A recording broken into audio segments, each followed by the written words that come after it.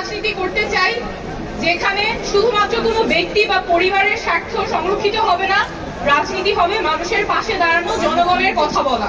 আমরা রাজনীতি করতে এসেছি জনগণের ক্ষমতা জনগণকে ফেরত দেবার জন্য। বছরগুলোতে রাজনীতির অর্থ ছিল ক্ষমতার খেলা, জনগণের সাথে প্রতারণা, অনেক সময়ই স্বার্থের লেনদেন। আমরা সেই রাজনীতির অবসান চাই। আমরা এমন রাজনীতি করতে চাই যেখানে শুধুমাত্র কোনো ব্যক্তি বা পরিবারের স্বার্থ সংরক্ষিত হবে না, রাজনীতি হবে মানুষের পাশে দাঁড়ানো, জনগণের কথা বলা।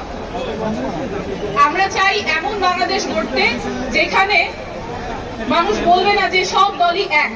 কারণ আমরা রাজনীতি করতে আসিনি ক্ষমতা দখলের জন্য, আমরা রাজনীতি করতে এসেছি জনগণের ক্ষমতা জনগণকে ফেরত দেবার জন্য। আমরা এমন বাংলাদেশ চাই যেখানে যে কেউ তার যোগ্যতা, সততা এবং জনগণের সমর্থন নিয়ে মানুষের নেতৃত্ব দিতে পারবে, নেতা হয়ে উঠতে পারবে, তার ব্যক্তি বা পরিবার পরিচয় মুখ্য হবে না।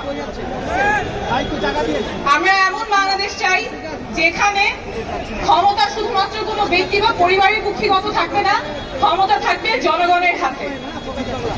আমরা এমন বাংলাদেশ চাই যেখানে স্বাস্থ্য এবং শিক্ষা কারো পরিণত হবে না, সেটা সবার অধিকার, নাগরিক অধিকার, সবার সমান থাকবে।